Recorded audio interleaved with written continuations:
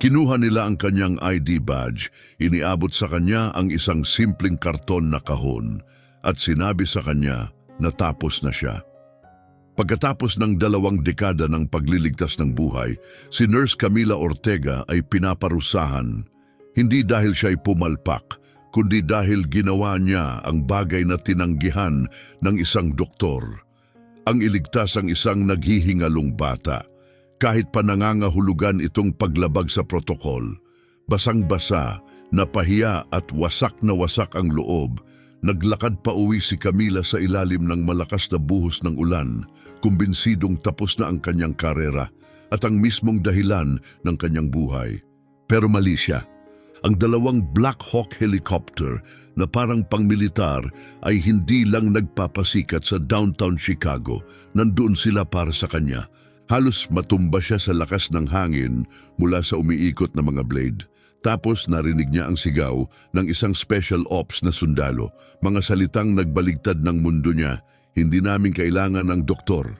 Ang kailangan namin ay ang nurse. Ito ang kamangha-manghang kwento kung paano ang isang babae ay mula sa pagiging walang trabaho ay naging pambansang bayani sa loob ng wala pang 60 minuto.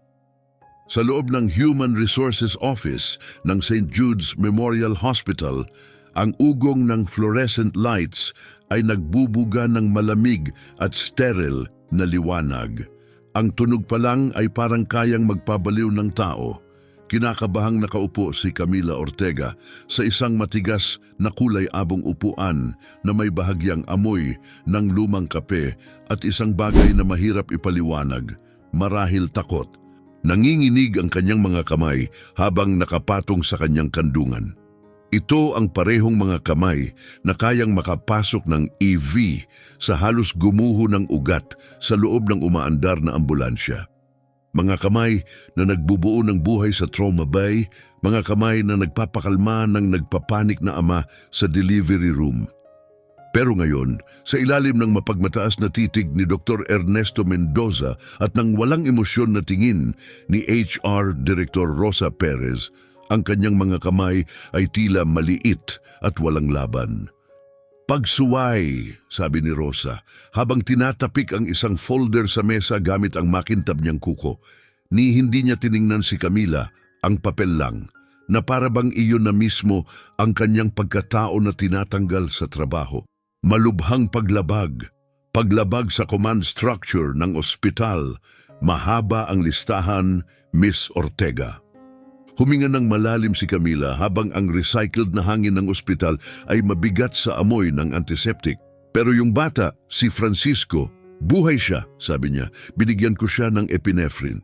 Kung hinintay ko pa si Dr. Mendoza para sa approval ng insurance, patay na sana ang batang yon ngayon.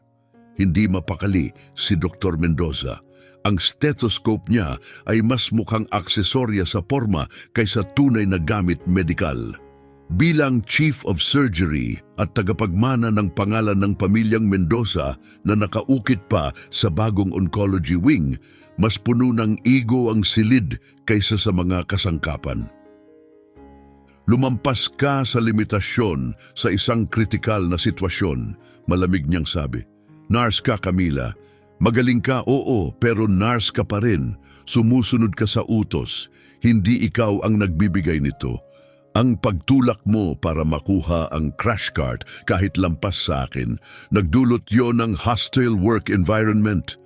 Nagbigay ako ng tibok ng puso. Balik ni Camila, nabibiyak na ang pasensya.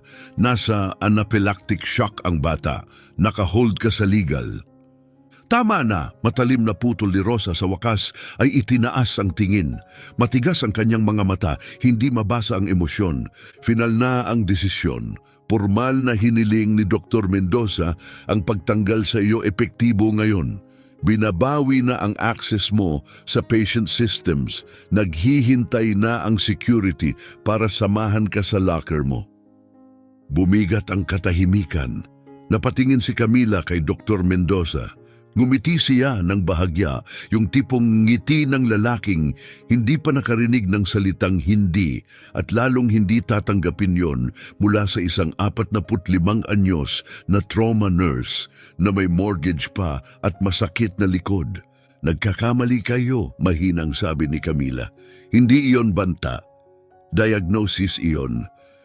Ang tanging pagkakamali, sagot ni Mendoza habang tumatayo at inaayos ang kanyang walang bahid na lab coat, ay ang pag-aakalang hindi ka mapapalitan.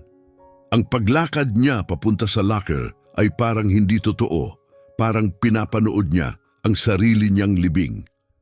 20 taon. Nilakad niya ang mga pasilyong iyon noon bilang isang 25 anyos na idealistang bagong graduate sa nursing. Nalampasan niya ang pandemya, pagbawas ng budget, strike at mga night shift na kulang ang staff. Kilala niya ang lahat mula sa mga janitor at cafeteria workers hanggang kay Mr. Domingo, ang mabait na security guard na ngayon ay naghihintay para ihatid siya palabas. Nasa mga mata nito ang lungkot at pagkalito. Pasensya na Camila, bulong ni Mr. Domingo habang nag-i-impake siya. Isang stethoscope, larawan ng yumaong asawa niyang si Rodolfo, kalahating boteng ibuprofen at isang basag-basag na mug na may nakasulat na nurses call the shots. 20 taon ng dedikasyon isiniksik sa isang kahong napakaliit para magmukhang may halaga. Hindi mo kasalanan, Fast Jimmy, sabi niya na may bahagyang ngiti gamit ang palayaw nito. Pero nanginginig ang boses niya habang dumaan siya sa trauma ward sa huling pagkakataon. Mas malakas pa sa salita ang katahimikan. Sina Jessica, Maria, David, ang iba pang mga nurse, nakayuko lang. Alam nila ang nangyayari. Alam nilang kung ipagtatanggol nila siya, sila naman ang susunod sa listahan ni Mendoza. Hindi na ito ospital, isa na itong kaharian at ang tirano ay nakaputing coat. Lumabas siya sa automatic glass doors ng ER. Hinampas ng malamig na hangin ng Oktubre ang mukha niya, dahilan para mangilid ang luha. Tuloy-tuloy ang ulan mula sa abong langit, binabasa ang lahat na parang punong-puno ng dalamhati. Huminto si Mr. Domingo sa pintuan. Mag-ingat ka, Camila. Ikaw rin, Jimmy. Bantayan mo ang blood pressure mo. Nagsara ang mga pinto sa likod niya na may malamig na hiss. Nakatayo si Camila Ortega sa bangketa, mabilis na nababasa ang buhok sa ulan. At ang buhay niya ay nauwi sa isang kahon sa kanyang mga bisig at isang bagyong bumabalot sa loob niya. Mahigpit niyang niyakap ang karton na kahon sa kanyang dibdib, pilit na pinoprotektahan ang larawan ng yumaong asawa niyang si Rodolfo mula sa ulan. Wala siyang sasakyan. Nasira ito dahil sa problema sa transmission na hindi niya kayang ipagawa ngayon, lalo na't wala na siyang trabaho. 6 na bloke ang kailangan niyang lakarin para makarating sa pinakamalapit na estasyon ng tren. Pag-angat niya ng unang basang hakbang, umalingaw-ngaw ang squish ng kanyang sapatos sa nabababad na bangketa. Wala na siyang trabaho. Lubos siyang nag-iisa. At sa unang pagkakataon sa halos buong buhay niya, wala siyang kahit saan na kailangan niyang puntahan. Umiikot ang lungsod ng Chicago sa paligid niya, walang kamalay-malay at walang pakialam sa personal niyang trahedya. Humahagibis ang mga taxi, sinisiritan ng maruming tubig ang mga gilid ng kalsada. Ang mga taong nakasuot ng formal na damit ay nagmamadaling naglalakad sa ilalim ng payong. Ang mga matay nakadikit sa kanilang relo. Mabagal lang maglakad si Camila habang mas bumibigat sa bawat hakbang ang kahong hawak niya. Paulit-ulit sa isip niya ang bangungot mula sa opisina ng HUR. Pagsuway, nakakalason na kapaligiran. Ang parehong malulupit na salita ay umiikot-ikot parang sirang plaka. Pagkatapos, bumalik ang isip niya kay Francisco, ang maliit na bata, 8 taong gulang lang. Dumating ito na hirap huminga, hawak ang lalamunan at ang balat ay nangingitim sa nakakatakot na bughaw. Malubhang allergic reaction yon mula sa kagat ng bubuyog. Napasigaw ang ina nito sa matinding takot at si Dr. Mendoza dahil nabahala sa nakasulat sa file na may kondisyon sa puso ang bata ay nagatubili, nagsayang ng mahahalagang segundo habang pinagtitimbang ang panganib at pananagutan. Pero nakita ni Camila ang hindi kayang ipakita ng kahit anong chart, ang buhay na unti-unting umaalis sa mga mata ng bata. Hindi siya tumigil para makipagtalo. Kumilos siya, tinurok niya ang epinephrine at sa sandaling iyon parang himala na bumukas ang baga ng bata. Huminga ito ng malalim at nakabalik mula sa bingit ng kamatayan. Nailigtas niya ang buhay nito at ang kabayaran ng desisyong iyon ay ang lahat ng pinaghirapan niyang buuin. Siguro dapat hinayaan ko na lang siyang umako, bulong niya, nakatitig sa basang bangketa. Baka isa na lang akong matandang nurse na nakalimot sa lugar niya. 3 block na lang siya mula sa ospital, nasa kalagitnaan ng pagtawid sa tulay sa ibabaw ng Chicago River, nang may maramdaman siyang nagbago. Hindi ito pagbabagong nakikita, kundi isang bagay na naramdaman niya. Nagsimulang manginig ang mga tubig sa paligid niya, nanginig ang salamin ng mga bintana sa malapit.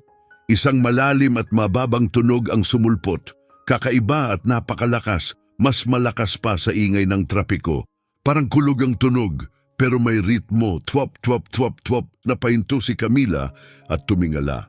Ang makakapal na ulap sa itaas ay tila napupunit. Tumingala rin ang mga tao sa paligid. May mga naglabas ng cellphone, may mga sasakyang bumagal. Lumakas pa ang tunog, mabigat na parang dumidiin sa dibdib niya. At doon niya sila nakita, 2 UH-60 Black Hawk helicopter na humihiwa sa ulap sa sobrang bilis, matte black at matalim ang hugis. Hindi ito mga helicopter ng balita, militar ang mga ito. Nakakatakot kung gaano kababa ang lipad nila, halos sumasagi sa mga bubungan. Umabot agad sa kalsada ang malakas na bugso ng hangin mula sa rotor, itinatapon ng basura at binabaliktad ang mga payong. Itinaas ni Camila ang braso para takpan ang mukha niya. Ano ba to? Anong nangyayari? Pero hindi sila papunta sa ospital, hindi rin sila patungo sa airport. Sa halip, dahan-dahan silang nag-hover eksaktong sa ibabaw niya, sa kanto ng Walker Drive at State Street. Doon mismo nakatayo si Camila. Sumabog ang kaguluhan. May mga nagsigawan at nagtakbuhan ng mga tao, iniisip na may pag-atake o emergency landing.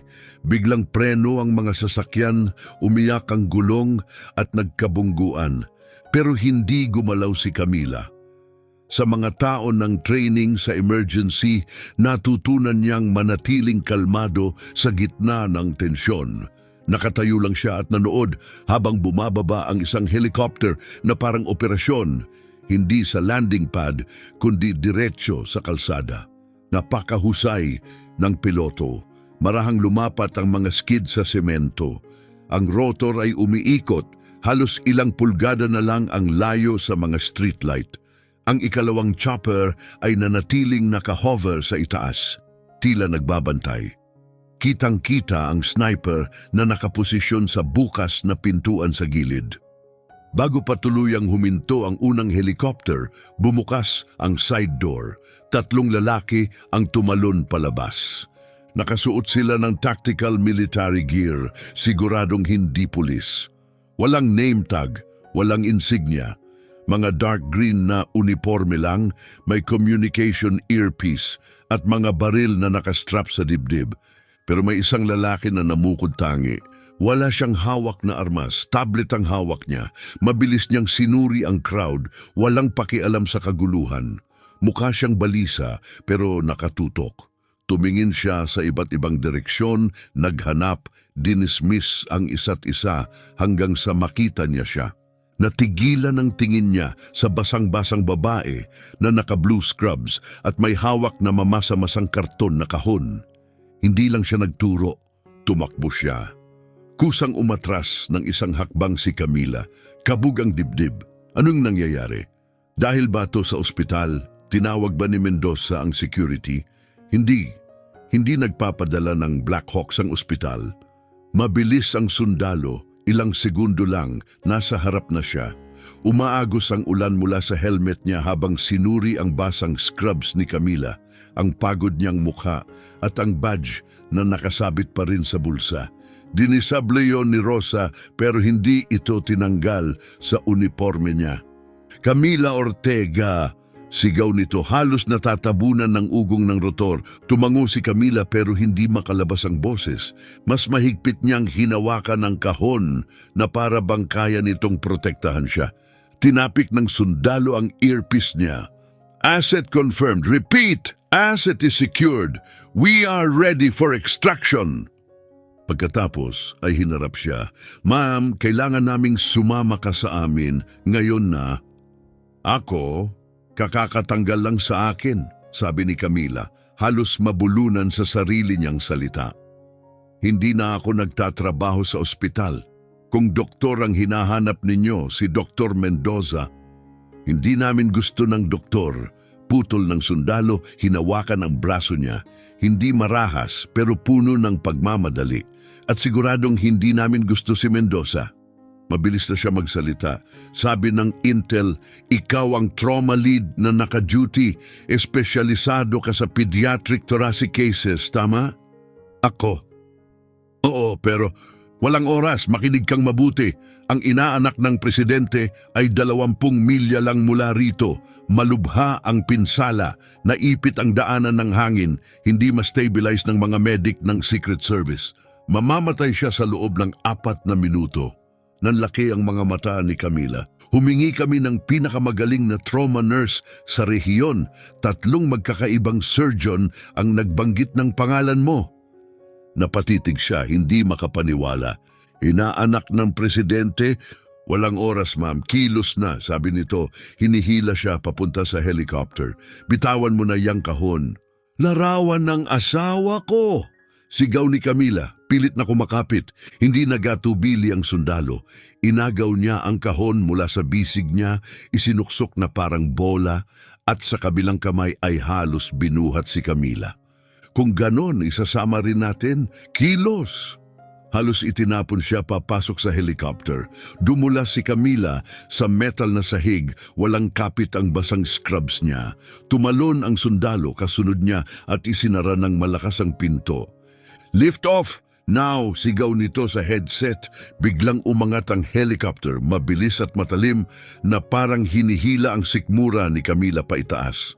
Sa bintanang punong-puno ng patak ng ulan, nakita niyang lumiliit ang kalsada at naglalaho ang kaguluhan. Sa malayo, nakita niya ang ospital, ang St. Jude's, na ngayoy parang kulay abong bloke na lang. Ang lugar kung saan katatapos lang ng kanyang karera. Ikinabit ng sundalo ang seatbelt niya at iniabot ang headset. Isuot mo to! Nanginginig ang mga kamay ni Camila habang inilagay ito sa tainga. Nawala ang nakakabinging ingay, napalitan ng mahinang ugong. Ako si Captain Santos, sabi ng sundalo. Biglang naging malinaw at kalmado ang boses. Pasensya na sa dramatikong pagkuha sa'yo. Code red tayo.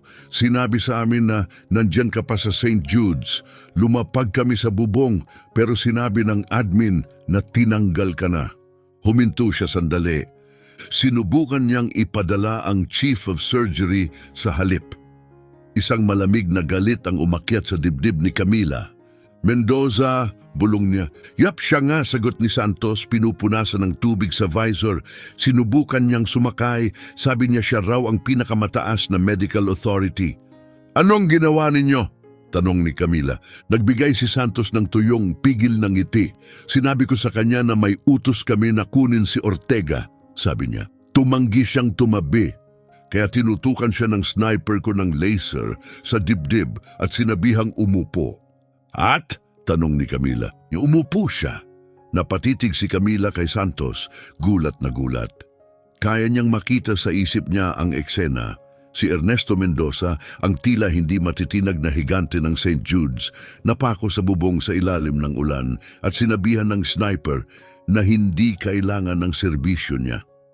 Napatawa siya, isang matalim at nagulat na tawa na hindi niya napigilan.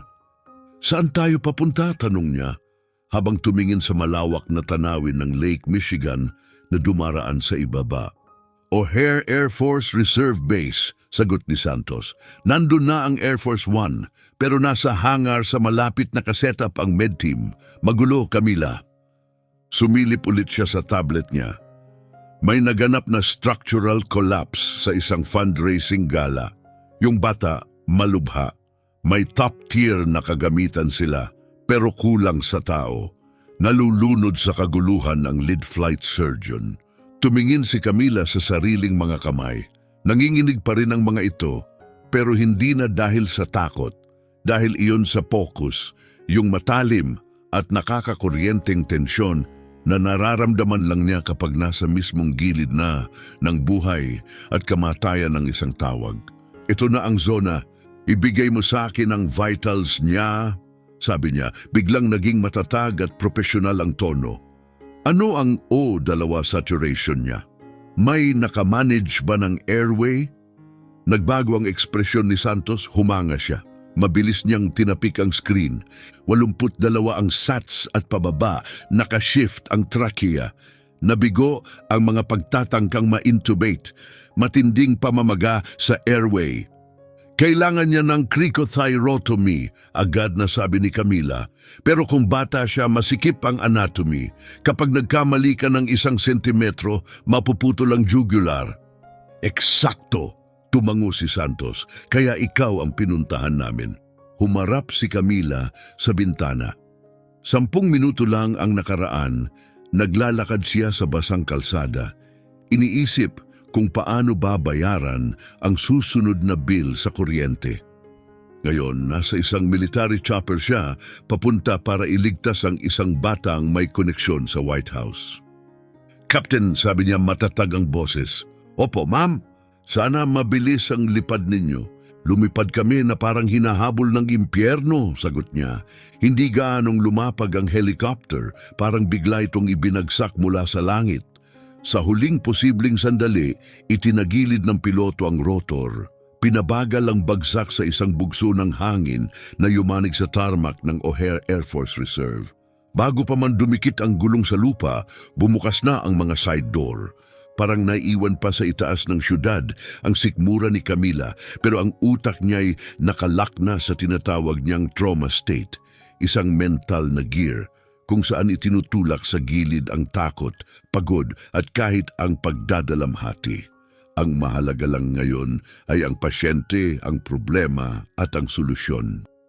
"Kilos! Kilos!" sigaw ni Captain Santos habang tinatanggal ang pagkakatali sa kanya. Tumalon si Camila pababa sa basang lupa at lumanding ang sapatos niya sa isang pinaghalong gasolina ng jet at ulan. Nakakabingi ang tunog sa base, parang nasa gitna ng digmaan.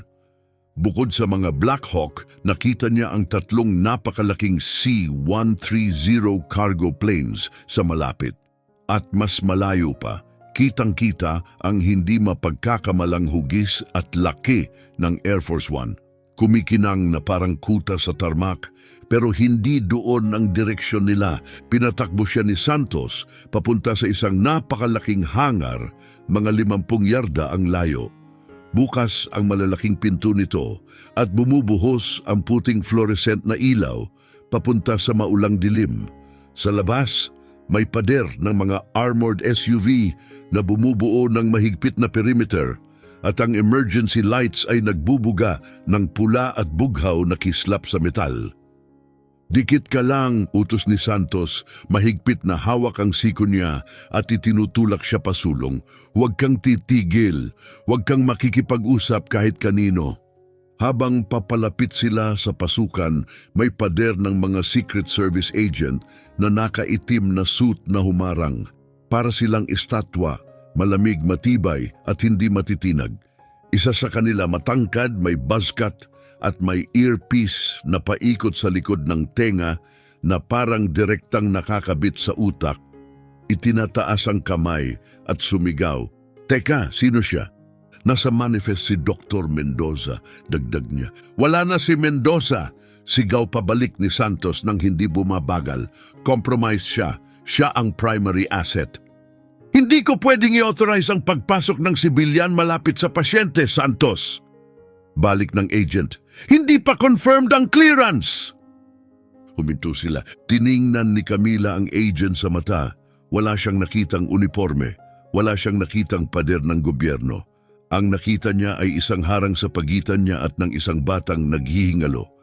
Humakbang siya pasulong, tumutulo ang tubig mula sa gusot niyang buhok, basang-basa ang scrubs at dumikit sa balat niya. Nakasuksok pa rin sa ilalim ng isang braso ang karton na kahon. Agent, sabi niya, sapat ang lakas para putulin ang kaguluhan, hindi nanginginig ang boses niya. Sinabi ni Captain Santos na naipit ang daanan ng hangin ng pasyente at nasa low 80s ang oxygen saturation. 5 minuto na ang nakalipas. Huminga siya matatag at matalim. Kung mas bumaba pa yon, malamang nasa ilalim na siya ng 70. Ibig sabihin, nagsisimula na ang brain damage ngayon na. Hindi siya umatras. Diretso ang tingin niya. Pwede mo akong pigilan para iskan ang ID ko. Pwede mo akong patagalin ng 1 pang minuto. Pero kung gagawin mo yan, ang inaanak ng presidente ay magkakaroon ng hypoxic brain injury na hindi na niya kailanman mababawi. 30 segundo lang ang meron ka para magdesisyon. Pwede akong pumasok at iligtas siya. O maaari mong ipaliwanag sa buong mundo kung bakit walang gumawa. Nanigas si Caballero. Tiningnan niya ang basang badge na hindi na gumagana pero nakasabit pa rin sa bulsa niya. Pagkatapos tumingin siya sa mga mata ni Camila at nakita ang ganap na kawalan ng pag-aalinlangan. Tumabi siya. Padaanin siya. Sumugod sila papasok sa hangar. Sa loob ng napakalaking hangar, purong kaguluhan ang eksena. May pansamantalang field hospital na itinayo mismo sa makintab na sahig na konkretong parang pinakintab. May mga malalakas na ilaw na halogen na nakamount sa portable rigs na nagbubuga ng matapang na liwanag sa iisang gurney na napapalibutan ng ingay at tensyon. Naglalabas ng matinis at mabilis na sunod-sunod na beep ang mga medical monitor. Ang hindi mapagkakamalang tunog ng pusong nasa matinding hirap. Sa paligid ng stretcher, 3 medical personnel na naka-camouflage scrubs ang nagkukumahog. Madulas ang kanilang guwantes sa dugo. Nagkalat sa sahig ang mga dugong gauze at punit-punit na balot ng kagamitan, parang isang larangan ng digmaan. Hindi ko makuha ang malinaw na tanaw, sigaw ng isa sa kanila, isang lalaking may mga bahid ng puti ang buhok at tumutulo ang pawis sa gilid ng sentido. Mahigpit niyang hawak ang laryngoscope, pilit na binubuka ang maliit na bibig sa harap niya. Sinusubukang ipasok ang breathing tube sa gitna ng pamamaga. Ang daming dugo, bigyan niyo ako ng suction. Nakamax na ang suction kernel, sigaw ng isang nurse sa gitna ng kaguluhan. Bumagsak sa 68 ang SATs, nagbabrady na siya. Bumabagsak ng mabilis ang heart rate. Hindi nag-atubili si Camila. Inihulog niya ang basang kahon sa isang crate sa tabi at mabilis na lumapit sa pasyente. Ang batang nasa mesa ay mukhang hindi lalampas sa 8 taong gulang. Maputla ang balat, at ang labi ay may nakakatakot na bahid ng lilang kulay. Namamaga at pasapasa ang leeg, kulay ubing galit ng malalim na trauma. Hindi ito gumagalaw. Hindi na humingi ng permiso si Camila kahit kanino. Hindi siya naghintay ng pagpapakilala. Lumapit siya sa tabi ng colonel na patuloy pa ring sinusubukan at nabibigo na mailagay ang tubo. Tigil! Sabi ni Camila, matalim at hindi natitinag ang boses. Hindi iyon pakiusap. Napalingon ng Colonel si Dr. Arnold Acosta, ang head flight surgeon ng unit, gulat. At ikaw ay, ako yung nagsasabing sinusubukan mong i-intubate sa isang basag na larynx, sagot niya. Nakatutok ang mata sa namamagang leeg ng bata. Kapag itinuloy mo yan, mapupunit mo ang natitira pang tissue at gagawin mong imposible na makahinga siyang mag-isa kahit kailan. Tingnan mo to, subcutaneous emphysema. Itinuro niya ang bahagi sa may collarbone ng bata kung saan ang balat ay kakaibang namamaga at parang namumulaklak. Tumakas ang hangin papasok sa tissue, hindi buo ang trachea niya, naputol na. Huminto si Acosta, mahusay siyang doktor, sanay sa trauma sa digmaan pero hindi ito sugat sa labanan. Isa itong munting marupok na batang nadaganan ng gumuhong debris at ngayon bawat segundo ay mahalaga. At lahat ng mata sa hangar, kasama ang mata ng gobyerno, ay nakatingin sa bawat galaw niya, nanginginig ang mga kamay niya. Kailangan natin ng surgical airway, sabi niya, nanginginig ang boses. Pero sobra ang pamamaga, hindi ko makita ang landmarks. Kung maghihiwa ka ng bulag at sumablay ka, matatamaan mo ang carotid o jugular. Dugtong ni Camila. Mauubusan siya ng dugo sa loob ng wala pang 10 segundo. Hindi ko kaya, bulong ni Acosta. Namutla ang mukha niya sa takot. Wala akong makita. Binalingan ni Camila ang bata. Tiningnan niya ang monitor. Heart rate, 45. Oxygen, 60 at pababa pa. Hinila niya ang basang jacket niya, inilantad ang asul niyang scrubs sa ilalim. Makinis at kontrolado ang bawat galaw niya. Kinuha niya ang kahon ng guwantes, nagsuot ng isang pares at tumitig ng diretsyo kay Acosta. Ibigay mo sa akin ang scalpel, sabi niya. Kumindat si Acosta parang hindi makapaniwala. Nurse ka. Trauma nurse ako. 10 taon sa pinakaabalang emergency room ng Chicago, sagot ni Camila habang nakaunat ang kamay. Nagawa ko na to dati. Sa mga parking lot. Ibigay mo sa akin ang scalpel. Ang alarma ng monitor ay papunta na sa tunog na ayaw marinig ng kahit sino, ang pag-flatline. Nagpasya si Acosta at inihampas ang scalpel sa palad ni Camila. Natahimik ang buong hangar, pati ang mga Secret Service agent sa perimeter ay hindi gumalaw, parang nakapigil hininga kasama ng lahat. Ang tanging tunog na lang ay ang mabagal na beep ng heart monitor. Beep! Beep! Beep! Pumikit sandali si Camila. Sa isip niya, tinuntun niya ang anatomy sa ilalim ng sirang balat ng bata, ang thyroid cartilage, ang cricoid ring at ang makitid na pagitan nila. Dapat naroon iyon. Sa ilalim ng lahat ng pamamaga, binuksan niya ang mga mata at inunat ang mga daliri, maingat na pinisil at sinuri ang sugatang leeg ng bata. Parang namamaga at madulas ang lahat, parang water balloon sa ilalim ng balat. Wala na ang mga karaniwang palatandaan. Halika na, bulong niya, kausapin mo ko. Mas idiniin niya ang daliri, hindi alintana ang paggalaw ng likido sa ilalim ng balat. Tapos naramdaman niya ito, isang bahagyang guhit, isang bagay na matigas, ang cricoid. Nakuha ko, bulong niya, parang hininga. Walang pag-aalinlangan, ibinaba ng kanan niyang kamay ang scalpel. Huwag patayo, babala ni Acosta. Sobrang pagdurugo. Alam ko, kalmado niyang sagot. Gumawa siya ng pahalang na hiwa, matalim at tiyak. Agad sumirit ang dugo, madilim at mabilis. Suction, sigaw niya. Handa ang military nurse, nilinis ang lugar sa loob lang ng ilang segundo. Ginamit ni Camila ang hawakan ng scalpel para dahan-dahang palawakin ang butas habang naghahanap ang mga mata niya ng puting kislap ng cartilage. Nandoon, malalim sa sugat. Tube, sabi niya, mahina pero matatag ang boses.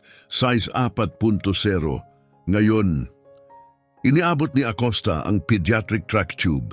Papapasok na ako, sabi ni Camila, ginagabay ang tubo papunta sa hiwa. May resistance. Sira ang cartilage, grabe ang pinsala.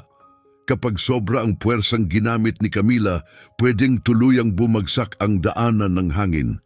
Pero kung hindi naman siya magtutulak ng sapat, papasok ang tubo sa maling daan at sa halip na hangin sa baga ang mapunta, sa malalambot na tissue ito mapupunta.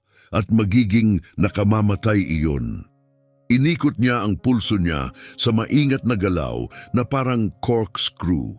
Isang teknik na natutunan niya noon pa mula sa isang matandang combat medic na nagsilbi sa Vietnam. Bigla niyang naramdaman. Bumigay ang resistensya, dumaan ang tubo, naabot niya ang trakea. Bag niya, sigaw ni Camila, agad ikinabit ng nurse ang ambubag sa tubo at pinisil. Nakatutok ang lahat ng mata sa dibdib ng maliit na bata. Wala. Walang pagangat ng dibdib! Walang tunog ng hangin! Sigaw ni Acosta, nakadiin ang stethoscope sa tagiliran ng bata. Sumablay ka! Hindi, ungol ni Camila. Mucus plug yan. Nagbara ang sugat. Kinuha niya ang suction catheter, ipinasok sa bagong lagay na tubo at binuksan ang suction. Paghatak niya pabalik, sumunod ang isang makapal at namuong halo ng dugo at plema. Subukan ulit. Muling pinisil ng nurse ang bag. Hush! Umandar ang dibdib ng bata, pantay at maganda ang pag-angat sa magkabilang side. May tunog na! Sigaw ni Acosta, nabibiyak sa emosyon ng boses. Parehong baga, malinaw ang pagpasok ng hangin. Napalingon ang lahat sa monitor. Unti-unting tumataas ang mga numero. Oxygen saturation, 70, 75, 85, 92, 98. Bumilis ang tibok ng puso ng bata.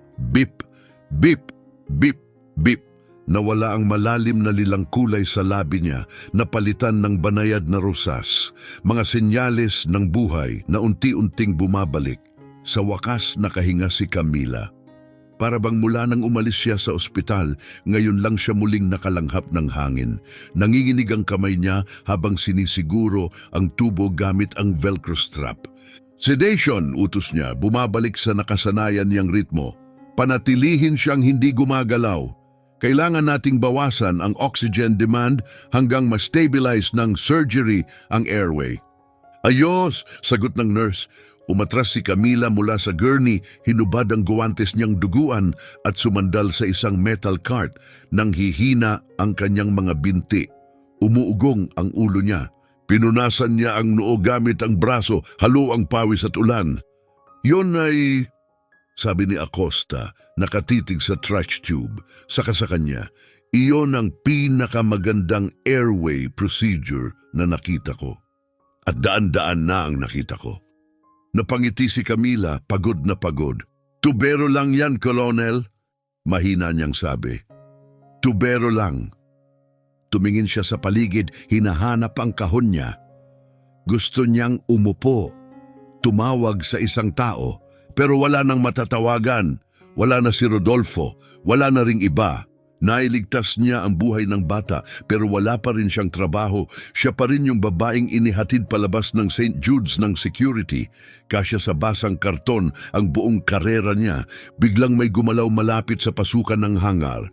Tumuwid ang mga Secret Service agent. Nagkandado ang mga kamay sa harap.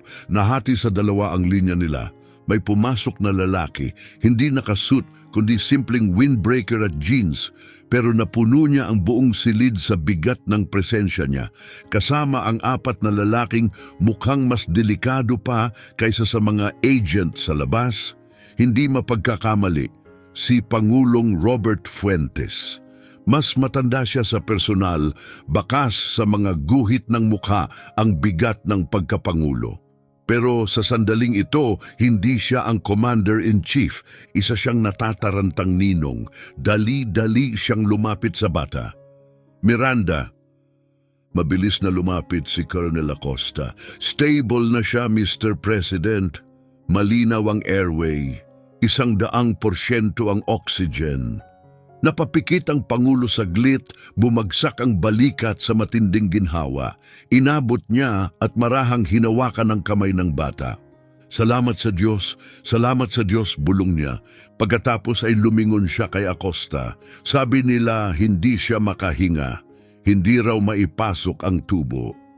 Hindi ko po nagawa, sir. Amin ni Acosta. Kalmado na ang boses ngayon. Komplikadong kaso. May pamamaga, may pagdurugo, mahirap ang access, wala akong tamang anggulo.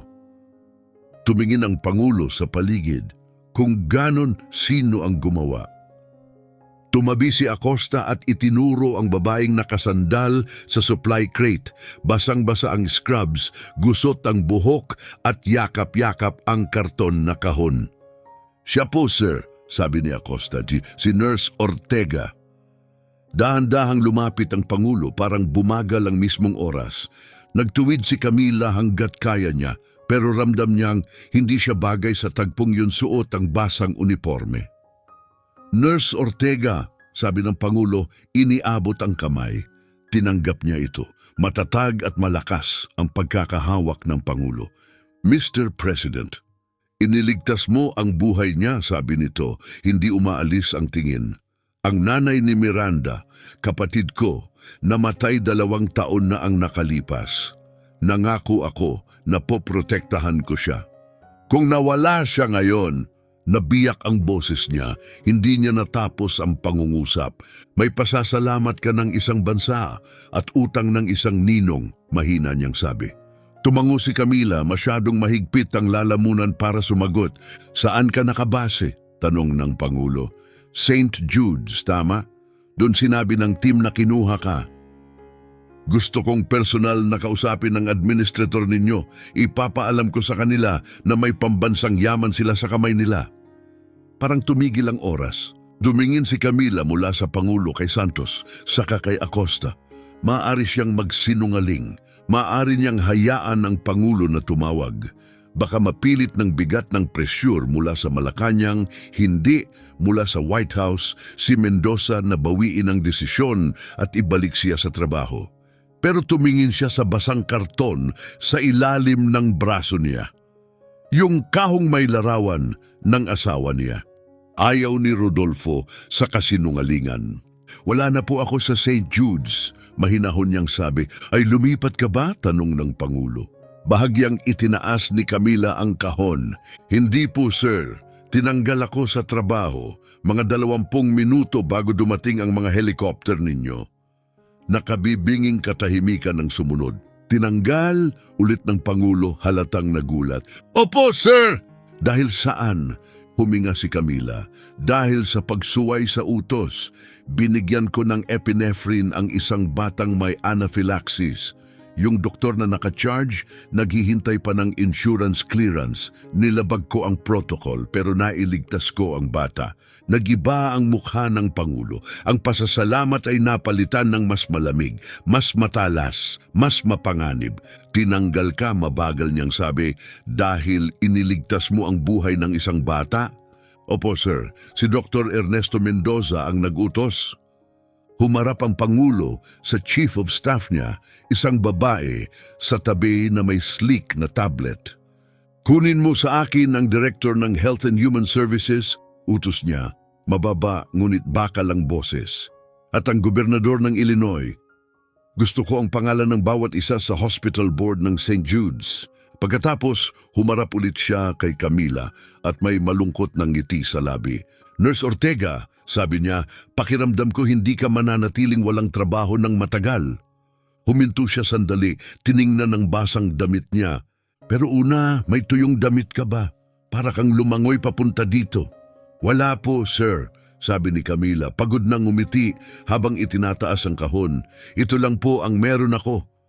Ipinatong ng Pangulo ang isang nakakaaliw na kamay sa balikat niya.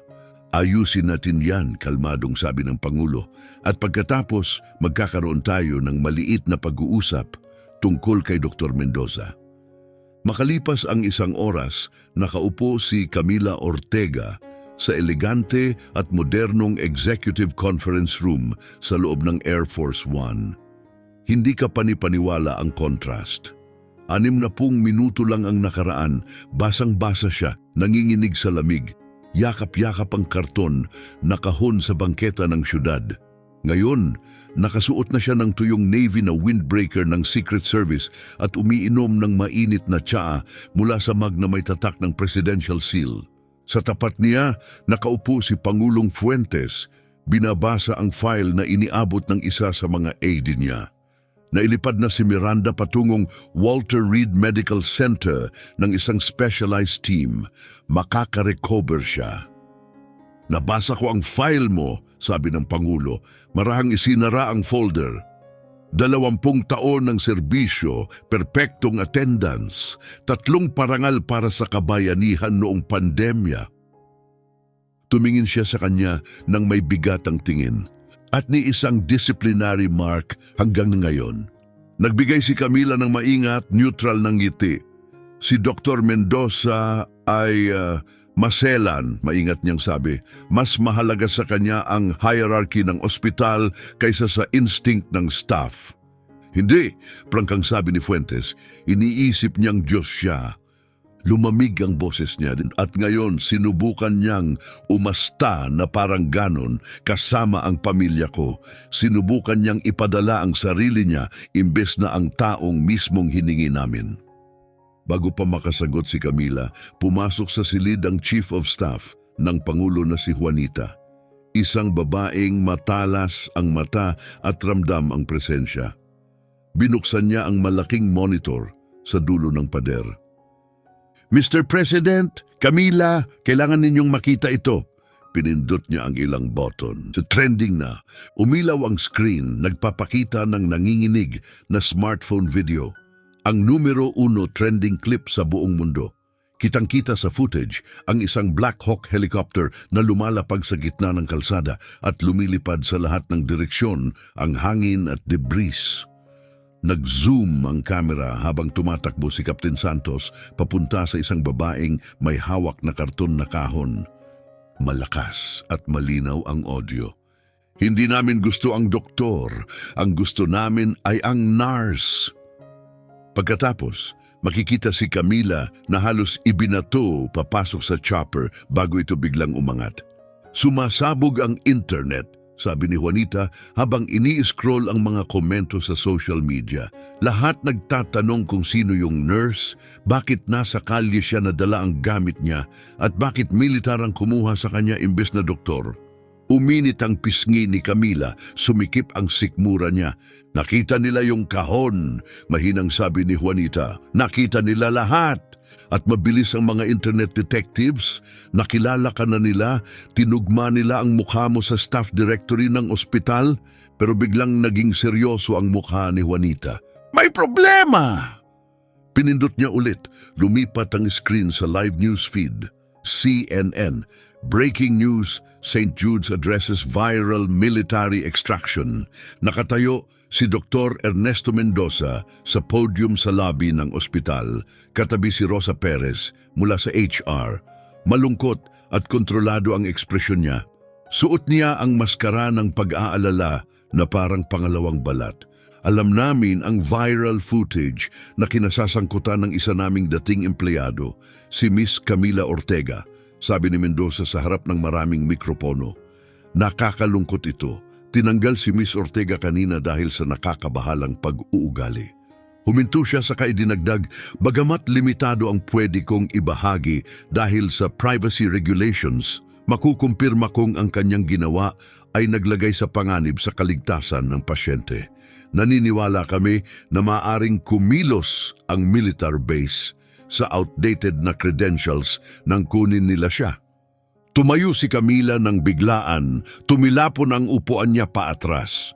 Sinungaling, hingal niyang sabi. Unstable, iniligtas ko ang buhay ng isang bata. Binabaliktad niya ang kwento, bulong ni Fuentes, sumikip ang mga mata habang nakatingin sa screen.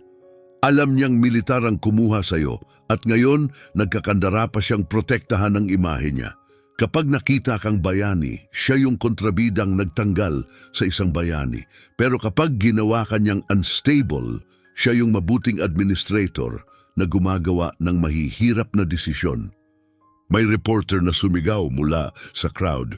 Dr. Mendoza, konektado ba ang military event na ito sa pasyente sa inyong ospital? Hindi, maayos na pagsisinungaling ni Mendoza. Nasa full control namin ang sitwasyon. Wala nang anumang papel si Miss Ortega dito. Sana ay matanggap niya ang tulong na kailangan niya. Nangilid ang luha sa mata ni Camila. Hindi na lang ito tungkol sa trabaho niya. Kinukuha niya ang pangalan niya, ang integridad niya, at hinihila niya yon sa putik sa harap ng buong mundo. Mananalo siya, bulong niya. May mga abogado siya, may board. At ako, Ako lang to. Wala lang ako. Dahan-dahang tumayo si Fuentes at naglakad papunta sa bintana ng eroplano. Sa labas, nakapila ang presidential motorcade sa tarmac. Hindi ka wala lang, matatag na sabi ng Pangulo. Ikaw yung nurse na nagligtas sa inaanak ko. Humarap siya kay Camila, may apoy sa mata, yung tinging kayang magpabagsak ng gobyerno. At sobrang personal sa akin kapag may taong sumusubok dungisan ang pangalan ng isa sa mga kaibigan ko. Juanita, tawag ni Fuentes. Opo, Mr. President. Nagpa-press con si Mendoza ngayon? Opo, live Q&A siya, mga 20 minuto pa. Perfect, sabi ni Fuentes na may ngiti. Hinarap niya ulit si Camila. Kunin mo ang gamit mo. Kumurap si Camila. Saan tayo pupunta? May meeting ako sa Chicago kasama ang gobernador mamayang hapon, sabi niya, inaayos ang jacket niya. Pero bago yon, dadaan muna tayo. Ngumisi siya. Sa tingin ko oras na para ibalik ka namin sa kotse mo. Binuksan niya ang pinto. At sa tingin ko mas maganda kung gagawin natin habang umiikot pa ang mga kamera. Punong-puno ang press room sa St. Jude's Memorial Hospital.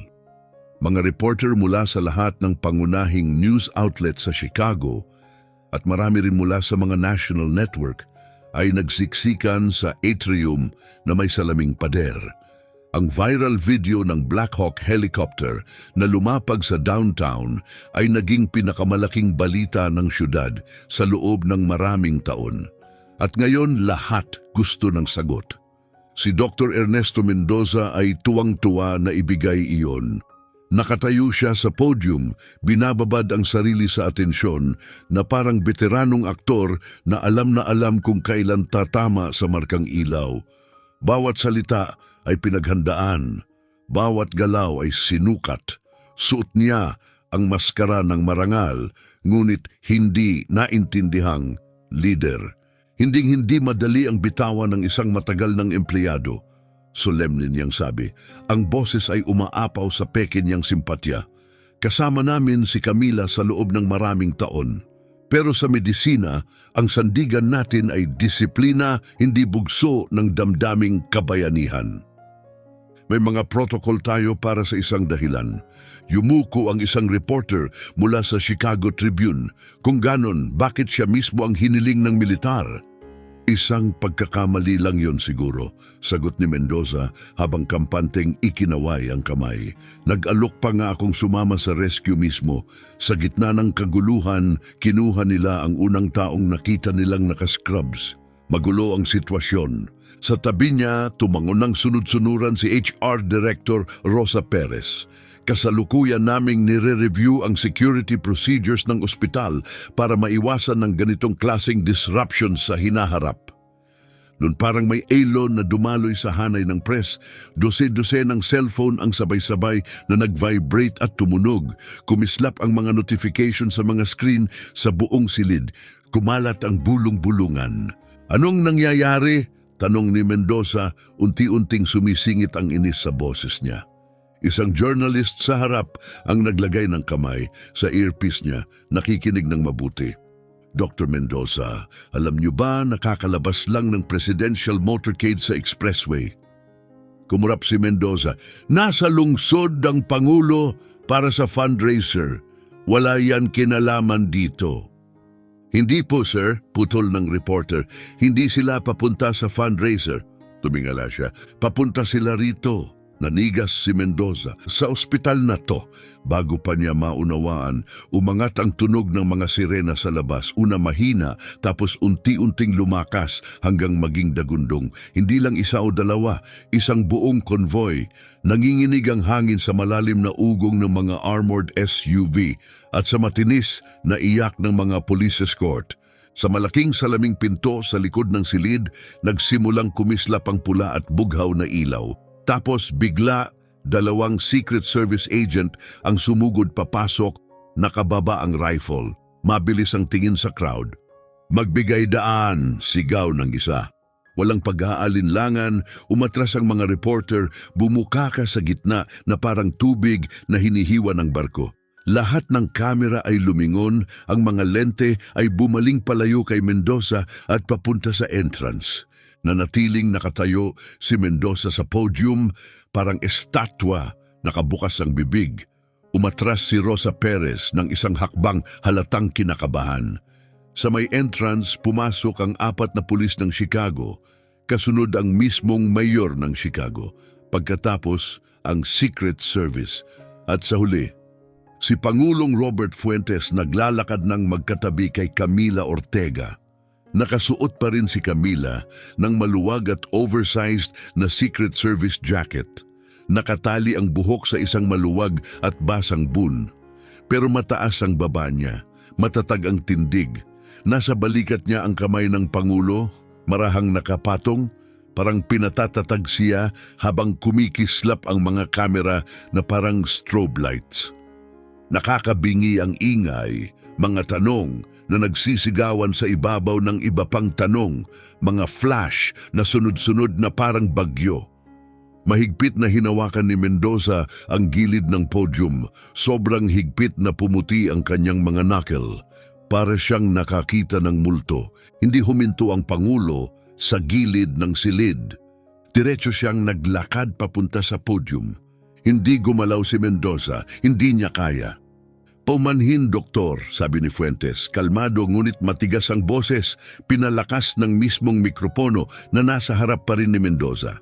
"Sa tingin ko, nasa pwesto ko kayo." Napaurong si Mendoza, muntik pang matisod sa kable. Mr. President, hindi ko inaasahan."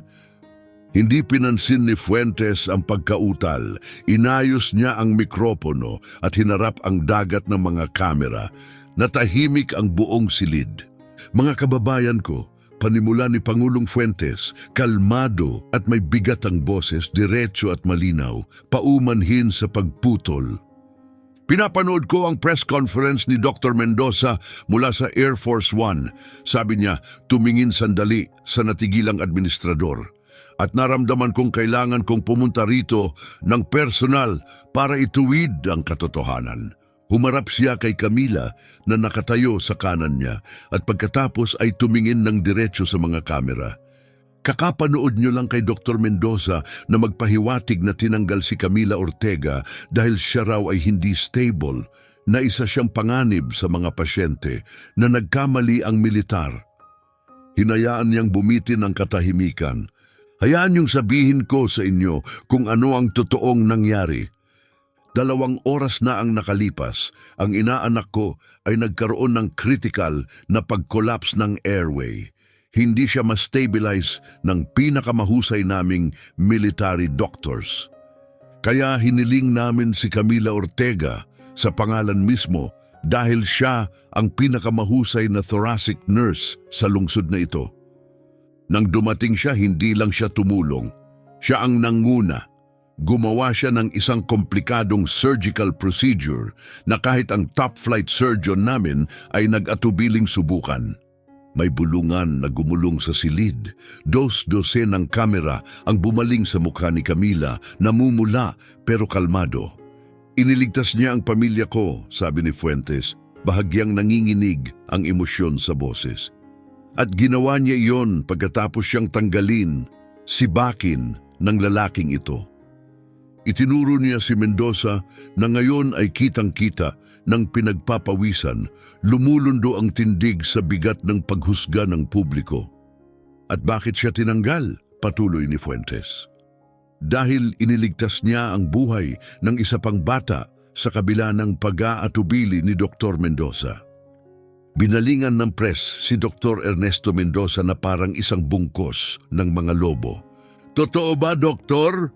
Tinanggal mo ba siya dahil iniligtas niya ang isang bata?" Nagsinungaling ka ba tungkol sa kalagayan ng isip niya?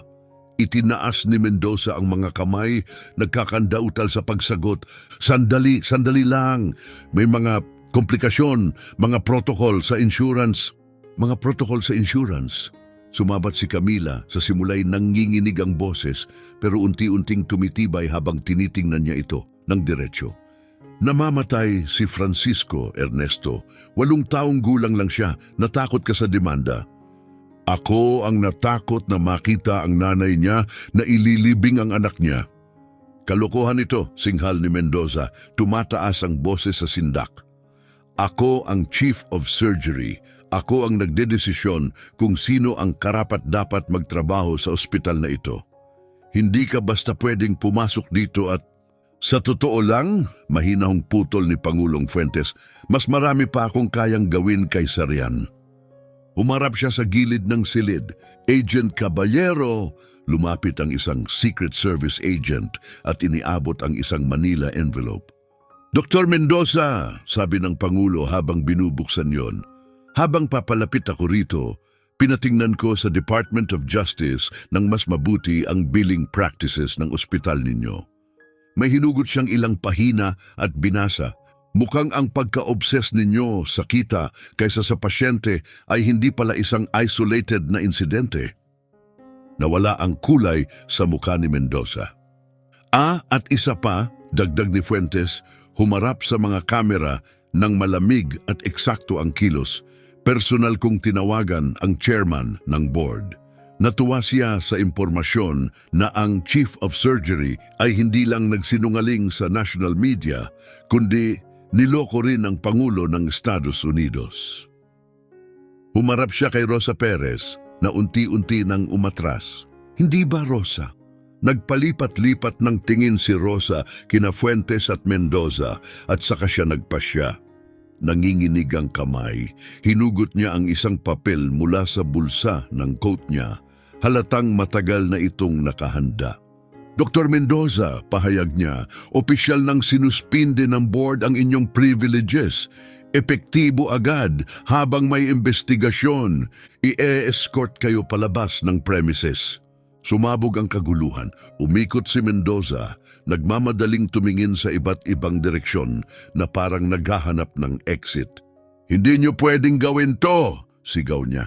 Ako ang bumuo ng ospital na to. Ako ang ospital na to. Mula sa likod ng silid, may isang pamilyar na boses na nagsalita. Mr. Domingo, mahinang sabi ni Camila. Lumapit si Fast Jimmy, ang matandang security guard na may malapad na ngiti at may hawak na maliit at walang laman na karton na kahon. Sa tingin ko alam niyo na ang daan palabas, doktor, sabi niya. Masayang-masaya pero may bigat ang finality. At heto po ang kahon para sa gamit nyo. Medyo masikip pero sigurado akong kakayanin nyo. Kumikislap ang mga flashbulb habang gumuho ang imperyo ni Mendoza. Tinanggap niya ang kahon na nanginginig ang kamay at sa wakas bumagsak sa kanya ang bigat ng pagbagsak niya. Humarap si Pangulong Fuentes kay Camila, inilagay ang isang palakaibigang braso sa balikat niya. Ngayon, Camila, tungkol sa sitwasyon mo sa trabaho. May alok ako para sa'yo, pero sa tingin ko, mas gugustuhin muna ng St. Jude's na gumawa ng sarili nilang alok. Tumingin si Camila sa crowd, mga reporter, camera at mga nagulat na staff ng ospital. Tapos napatingin siya sa pinto, kung saan ilang oras lang ang nakalipas ay nakatayo siya sa ulan. Yakap-yakap ang sarili niyang karton na kahon. Unti-unting namukadkad ang ngiti sa mukha niya, ang unang totoong ngiti niya buong araw. Sa tingin ko, sabi niya, kailangan ko ng dagdag sahod. Isang taon nang lumipas, muling bumuhos ang ulan sa Chicago, pero ngayon hindi na ito nagluluksa sa katapusan ng isang karera. Binabasbasan na nito ang isang bagong simula. Sa ilalim ng malaking puting tolda sa courtyard ng ospital, matayog ang tindig ni Camila Ortega sa bagong plansang puting coat. Nagbago ang ospital, hindi lang sa branding, kundi sa mismong espiritu. Wala na ang malamig na pilak na letra ng nakaraan. Sa halip, ang bagong karatula ay nagsasabing, The Camila Ortega Center for Pediatric Trauma. Pinakinis niya ang lapel ng coat niya. Hindi na yon ang scrubs ng dati niyang buhay. May burdang gintong letra ito, Camila Ortega, o REN, Director of Nursing Operations, Chief Patient Advocate. Nerbiyos ka ba? May boses na nagtanong sa tabi niya. Lumingon si Camila at ngumiti. Si Francisco, siyam na ngayon, ay nakatayo roon suot ang maliit na suit. May hawak na cookie sa isang kamay. Siya yung batang iniligtas niya na naging kapalit ng pagkawala ng trabaho at naging daan para sa tadhana niya. Mukha siyang malusog, punong-puno ng buhay. Tinitingnan niya ang dessert table, halatang sinusubukang makasingit ng pangatlong cookie. Konti, amin ni Camila, yumuko sa level niya. Mas komportable ako sa IV lines kaysa sa mikropono. Ayos ka dyan, sabi ni Francisco habang ngumunguya ng chocolate chip. Kwento mo na lang ulit yung helicopter story, yun ang paborito ng lahat. Tumawa si Camila. Sa tingin ko narinig na nila yun ng ilang beses. Hindi naman siya mali. Ang kwento ng Black Hawk Nurse ay naging alamat, isang pambansang simbolo. Nagpasiklab ito ng malawakang reforma, bagong batas para protektahan ang mga healthcare worker na kumilos ng may mabuting layunin sa oras ng emergency. Sa buong bansa, nagsimulang ipasa ng mga mambabatas ang mga tinatawag na Ortega Laws na nagpapahirap sa mga ospital na tanggalin ang mga medical professional kapag tama ang ginawa nila sa ilalim ng matinding pressure. Tumayo si Camila, tumingin sa dumaraming tao para sa dedication ceremony. Hindi lang niya nabawi ang trabaho niya. Binago niya ang sistema. At ngayon, sa ilalim ng abong langit at mga pusong puno ng dangal, malinaw ang isang bagay. Ang ulan sa Chicago ay hindi na parang wakas, parang bagong simula na. Puno ang courtyard ng mga tao, mga doktor, nurse, dating pasyente at maging mga sundalong naka-uniforme ang nagtipon sa ilalim ng malaking puting event tent. Sa pinakaharap, nakaupo ng may pagmamalaki si Pangulong Robert Fuentes. Nakangiti na parang isang amang proud na proud. Katabi niya ang inaanak niyang si Miranda, 10 taong gulang na ngayon, malusog at masigla. Ang maliit na peklat sa leeg niya, halos hindi na makita, ay tahimik na simbolo ng pag-survive.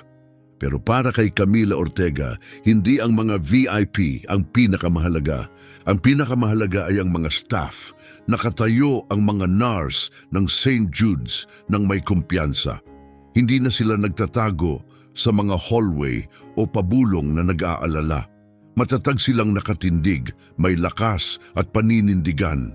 Dahil alam nila ngayon, kung sakaling kailangan nilang magsalita para sa isang pasyente, kakampi nila si Camila. Wala na ang kulturang takot na pinaghari-harian ni Ernesto Mendoza na hugasan na ito ng bagyong dumating sa pamamagitan ng umiikot na rotor blades 1 taon na ang nakalipas. At si Mendoza? Ngayon binubulong na lang ang pangalan niya sa mga kwentong babala.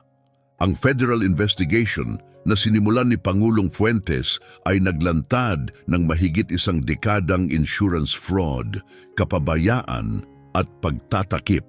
Hindi lang natanggal si Mendoza, nagsisilbi na siya ngayon ng 5 taon sa federal prison dahil sa pandaraya. Ang lisensya niya sa medisina, wala na habang buhay. Si Rosa Perez naman na sinubukang iligtas ang sarili sa pamamagitan ng pagtulak ng iba sa ilalim ng bus, ay naging state's witness para makaiwas sa kaso. Ngayon, siya'y namamahala ng isang magulong fast food franchise sa rural Ohio, isang parusang baka mas masakit pa kaysa kulungan. Mga binibini at Ginoo, umalingaw-ngaw ang boses ng announcer sa buong courtyard. Pakisalubungin natin ang director ng Centers 2 si Camila Ortega. Humakbang siya pasulong sa gitna ng napakalakas na palakpakan. Hindi ito yung formal at maggalang na palakpak para sa mga dignitaryo. Ito ay isang matinding pag-ugong ng pasasalamat, respeto at pagmamahal, lahat nakatayo. Habang tinitingnan niya ang crowd, nakita niya si Mr. Domingo sa front row, ang parehong security guard na minsang naghatid sa kanya palabas ng gusaling ito. Ngayon, nakatayo siyang proud sa bago at malinis na uniforme at tahimik siyang nag-thumbs up. Huminga si Camila ng malalim, hindi na niya kailangan ng notes. 1 taon na ang lumipas, panimula niya matatag ang boses. Lumabas ako sa mga pintong ito na walang dala kundi isang karton na kahon. Akala ko ang halaga ko ay nakatali sa badge ko, sa titulo, sa linya sa payroll. Napatingin siya kina Francisco at Miranda. Pero may natutunan ako. Ang kapangyarihan ay hindi tungkol sa ranggo. Hindi ito tungkol sa kung sino ang pumipirma ng sahod mo. Ito ay tungkol sa kung sino ang ipinaglalaban mo. Ang totoong autoridad ay hindi galing sa boardroom, galing ito sa tiwala ng mga taong inaalagaan mo. Kapag isinuot natin ang mga scrubs na to, sabi niya, mahigpit na hawak ang podium, hindi lang tayo naglalog in sa trabaho. Tumatapak tayo sa espasyo sa pagitan ng buhay at kamatayan. At walang policy, walang burokrasya, walang administrador ang dapat humadlang sa atin sa paggawa ng tama. Huminto siya sandali, hinayaan niyang tumama ang bawat salita. Ang center na ito ay may pangalan ko hindi dahil espesyal ako. May pangalan ko ito dahil isa itong pangako. Pangako na dito laging mauuna ang pasyente. At kung sakaling dumating ang araw na kailangan mong labagin ang isang patakaran para mailigtas ang isang buhay, bahagya siyang ngumisi.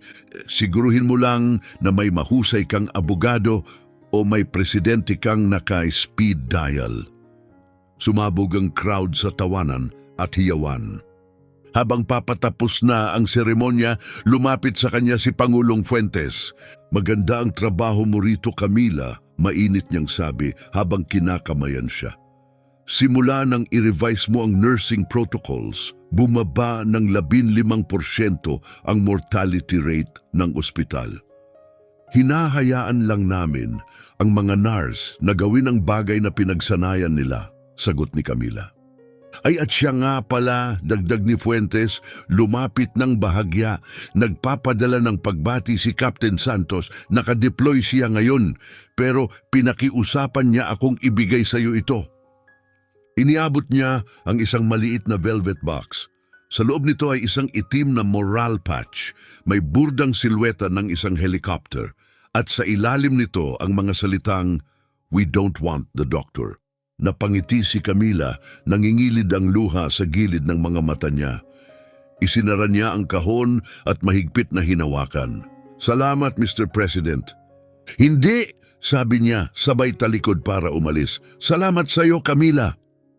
Habang lumulubog ang araw sa likod ng skyline at pinapahiran ng gintong liwanag ang downtown Chicago, dahan-dahang naglakad si Camila papunta sa entrada ng ospital.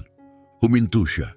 Doon mismo, sa mismong lugar kung saan lumapag ang helicopter 1 taon na ang nakaraan. Matagal nang naglaho ang scorch marks, pero ramdam pa rin niya ang hangin. Naririnig pa rin niya ang kulog ng mga rotor. Tumingin siya sa mga salaming pinto at nakita ang refleksyon niya, ang pinong guhit ng edad, ang mga hibla ng buhok na may puti na. Pero may nakita rin siyang mas matibay. Nakita niya ang isang babaeng hinarap ang bagyo at naglakad sa gitna nito habang hawak ang apoy. Hindi lang siya nurse, isa siyang tagapagbantay. At may shift pa siyang sisimulan. Humakbang si Camila Ortega pasulong at itinulak ang mga pinto ng Camila Ortega Center for Pediatric Trauma, handa muli na magligtas ng buhay. Ang kwento ni Camila Ortega ay nagpapaalala sa atin na ang tunay na kabayanihan ay hindi laging may kasamang fanfare. Dumarating ito ng tahimik mula sa mga taong nagpupuyat, nagpapakapagod, nanganganib, lumalabag sa patakaran para sa tamang dahilan.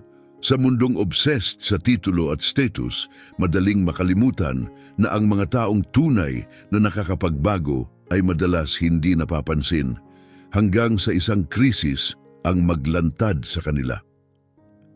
Ang paglalakbay ni Camila mula sa isang nurse na itinapon dahil sa pagliligtas ng bata hanggang sa maging pambansang simbolo ng tapang ay patunay na minsan isang taong gumagawa ng tama sa tamang oras lang ang kailangan para gumuho ang bulok na sistema. Kapag pumalya ang protocol, kailangang tumayo ang tao at minsan ang cavalry ay hindi dumarating sakay ng puting kabayo.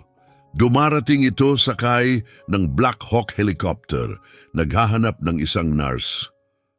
Hindi dahil sumunod siya sa mga patakaran, kundi dahil alam niya kung kailan dapat suwayin ang mga ito. Kung naantig ka ng kwentong ito at gusto mo pa ng mas maraming totoong kwento tungkol sa hustisya, tapang at mga ordinaryong bayani sa paligid natin, pindutin ang like button, mag-subscribe at ring ang bell para hindi ka mahuli. Salamat sa panunood at magkita tayo sa susunod na kwento.